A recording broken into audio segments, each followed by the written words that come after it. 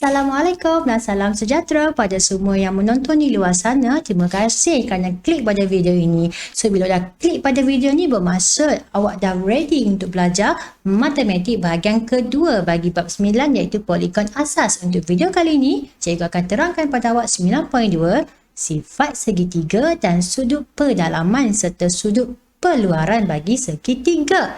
Dah ready nak belajar matematik dengan cikgu kan? Pastikan dengan awak ada kalkulator, buku dan juga pen. Kalau dah ready, jom kita start. Okey, ini adalah standard plan pembelajaran kita. Pada hari ini nampak macam banyak. Jangan pening dulu, cikgu akan terangkan satu-satu pada awak. Okey, awak akan dapat untuk mengenal dan menyenaraikan sifat geometri bagi pelbagai jenis segitiga dan juga awak akan dapat mengkelaskan segitiga berdasarkan sifat geometri. Yang kedua, awak akan dapat untuk membuat dan juga mengkelaskan konjektor tentang hasil tambah sudut pedalaman, hasil tambah sudut pedalaman dan sudut peluaran, dan juga awak dapat membongkaitkan sudut peluaran dan hasil tambah sudut pedalaman yang bertetangan suatu segitiga, dan last sekali awak akan dapat untuk menyelesaikan masalah yang melibatkan segitiga. Panjang kan? Kita apa? Kita tengok satu-satu. Yang pertama, kita pergi kepada sifat segitiga. Okey, segitiga ni sebenarnya sangat familiar dengan awak punya persekitaran. Mungkin juga awak punya perhiasan dalam rumah, mungkin juga awak punya desain baju dan sebagainya. Okey, di segitiga ni kita kelaskan berdasarkan sifat geometri segitiga mengikut sudut pedalaman ataupun panjang sisi. Segitiga dikelaskan mengikut sifat sisi. Okey, para pelajar perhatikan betul-betul. Okey, yang pertama segitiga sama sisi. Nama pun sama sisi. Jadi kita tahu bahawa sisi dia adalah sama panjang.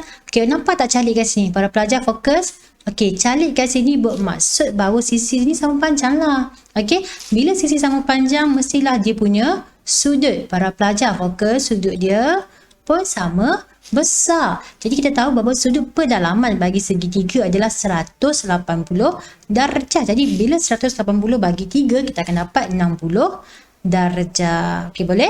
And then tengok pada paksi simetri. Apa itu paksi simetri? Okey, para pelajar, awak tengok pada dia punya garisan putus-putus yang ini. Okey, yang ini. Okey, paksi simetri bermaksud bahawa bila kita lipat kata apa, garisan tu, kita akan dapat bahagian yang sama lah. Okey, jadi kalau tengok kat sini kita ada 3 paksi simetri. Okey, boleh? Yang kedua, segitiga sama kaki. Dengan sama kaki, jadi kita tahu bahawa dia akan ada 2 sisi yang sama panjang. Para pelajar perhatikan calik dia ni. Okey, dia calik kiri dan kanan ni kan. Jadi kita tahu bahawa ini adalah sama panjang. Okey, tengok sudut dia pula. Kita andaikan sudut dia ni macam kasut. Kita kaki yang sama, mestilah kita akan pakai kasut saiz kiri kanan pun sama. Jadi sudut dia ni, sudut tapak antara dua-dua ni pun akan jadi sama. Okey, tengok bilangan paksi simetri dia. Yang bila kita lipat yang kat sini, ni kiri dan kanan ni lah. Okey, dia akan sama. So ada satu sahaja paksi simetri. Okey, yang ketiga, segitiga tak sama kaki. Apabila tak sama kaki, kita tahu sisi dia tak sama panjang. Okey, nampak tak calik satu ni? Yang ni 2 calik, ini 3 calik. So tak samalah. Okey, dan juga sudut pedalaman dia pun mestilah tak sama juga, betul? Dan juga tengok bilangan paksi simetri dia. Because of dia tak sama, so dia tidak ada paksi simetri. Seterusnya, segitiga dikelaskan mengikut sifat sudut. Okey, perhatikan ada 3 jenis, iaitu yang pertama, segitiga bersudut tirus. Ingat lagi tak apa itu tirus? Cikgu dah jawab dulu kan? Okey, tirus itu bermaksud sudut dia kurang daripada 90 darjah. Jadi awak tengok kat sini sayang. 1, 2, 3. Kesemua sudut-sudutnya adalah sudut tirus, iaitu kurang daripada 90 darjah. Okey, yang seterusnya segitiga bersudut cakar. Okey, ingat lagi tak sudut cakar tu macam mana? Sudut cakar ni dia mesti kurang daripada 180 darjah tapi dia lebih besar daripada 90 darjah. Okey, maksudnya dalam segitiga ni ada satu saja. Tengok ini satu ini saja yang bersudut cakar. Okey, seterusnya yang terakhir, segitiga bersudut tegak. Okey, yang ini dia punya keywords awak nak cari adalah yang ini. Nampak tak tanda petak kat sini? Okey, bila petak ini bermaksud dia adalah sudut tegak 90 darjah. Okey. Okey, seterusnya kita pergi kepada sudut pendalaman dan sudut peluaran bagi segitiga. Okey, hasil tambah sudut-sudut pendalaman ialah 180 darjah, di mana para pelajar fokus A, B dan juga C. Kita tambah tiga-tiga ni, kita akan dapat 180 darjah. Okey, itu yang pertama. Okey, yang kedua, hasil tambah sudut pendalaman dan sudut peluaran ialah 180 darjah. Yang ini sayang, C tambah dengan D. Okey, fokus yang ini. Kenapa 180 darjah? Because of ini kan adalah garis lurus. Itu kita pernah belajar bahawa mana-mana sudut pada garis lurus adalah 180 darjah. Okey, jadi kita akan dapat simpulkan bahawa C tambah dengan D adalah 180 darjah. Okey, last, sudut peluaran adalah sama dengan hasil tambah dua sudut pendalaman bertentangan. Okey, tengok yang ni. Nak cari peluaran ini, dia adalah sama dengan B tambah dengan A ni. Yang ni sayang. D sama dengan A tambah dengan B lah. Okey. Okey, kita tengok pada contoh 3. Dia kata cari nilai bagi setiap raja yang berikut. Okey, para pelajar, ni senang je ni sayang. Sebab apa? Ini dia punya konsep dia. Kita tahu hasil tambah semua sudut dalam ni adalah 180 darjah. Jadi kita buat saja 37 tambah 92 tambah dengan X sama dengan 180 darjah. Jadi 37 tambah 9, 129 tambah X sama dengan 180 darjah. X sama dengan 180 darjah tolak dengan 129 darjah. Jadi X sama dengan 51 darjah. Boleh tak? Okey, kita tengok yang kedua.